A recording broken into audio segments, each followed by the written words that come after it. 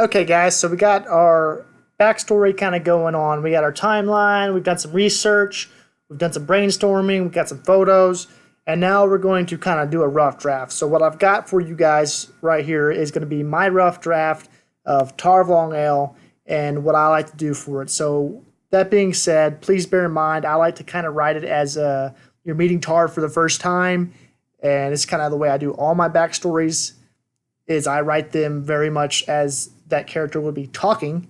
And so I hope you guys enjoy it and let me know.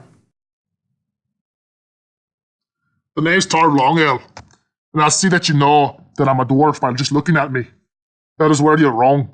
I might be dwarf by blood, but I left the place a long time ago. Yes, I can mold your metal.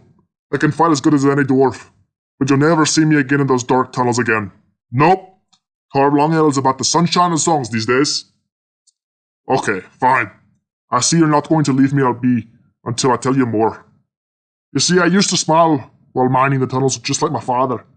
Yet, he died in those tunnels. And for what? So the clan could make more gold? So I could live a happy life? It's not worth it, you know. It's just not worth it.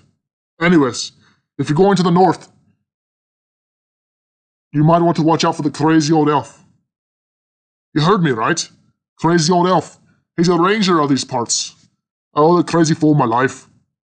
It seems that I owe my life for more individuals than I wish. Either way, he's a good sort, you know, and that will help you if you need it. But just make sure you're up to doing good, because if you're up to bad deeds, he'll know it. There's a way of looking into you and seeing who you are. He's the one that put me to this town anyways. It's where I make my living, singing songs for those who hear me.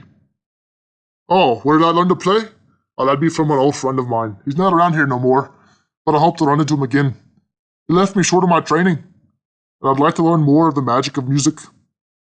Oh, you don't know about the magic of music? It's a shame. Us bards, that's what we're all about, using the magic of music and in the sounds of our voices. Sit there and have a listen, but when you're blown away, you cannot say I did not warn you. So I hope you guys enjoyed my intro, and I hope you guys understood kind of what I was doing there.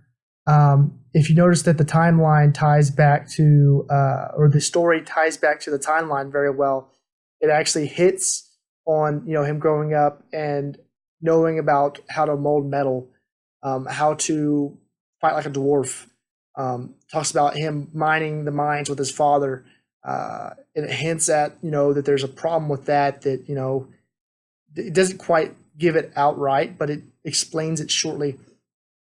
And I like doing it that way personally because it adds more flavor to the character. Now, the stuff you may want to give the DM may be different, but that's a whole other story in itself.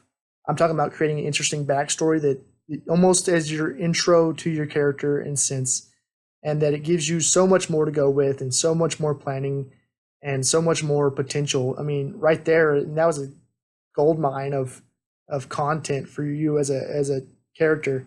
I mean, having that type of intro planned out and gives your character so much depth, so much realism, and I really think it adds a level of personality to your character that may have not been there before. And again, I mean, I realize that not everyone's going to be able to do it like this, but I hope these few tools that I've given you about finding the inspirational images, doing a little bit of brainstorming and kind of what you're thinking, to making that timeline, which I feel is probably the most crucial part of this entire concept, is making a timeline of events and then doing a little bit of research to kind of organize you or maybe come up with some concepts that you weren't thinking of and to really bring that character to life. I felt like the deal that I just gave was really awesome, gave a character, Tarv, a big background to start with, and it's just going to mold from there. I mean, any more than that, then you're actually writing a story for a character. You're not writing a backstory, a background. Again, I mean, you could go into it way more in depth, way more detailed, way more interesting. But I mean, what are you trying to do? Are you trying to write a autobiography for a character because that's a book? Or are you just trying to play a game? Because if that's what you're trying to do, I feel that this small amount of content gives you enough of your character to add or take away from, but also allow you to fluctuate and grow something that you really like or take away something that you maybe thought was cool but ended up not working out in your favor or not panning out the way you wanted it to. And so you can grow the aspects of your character that are important to you as your character develops, because you got 20 levels here in 5th edition that your character is going to change, adapt, and you're going to fall in love with that character if it's a character that you actually put time into and you actually care about to have them create an amazing character for yourself. So I think that's it. I hope you guys understood that how I did what I did, and I hope that it all ties together. And if you have any questions, you can find us on Facebook, deepdungeongames.com. We're on Twitter, we're on Instagram. I think our Twitter is Deep Dungeons Games, so GMZ, and Instagram is just Deep Dungeon Games. So we pretty much run the gamut on all that stuff.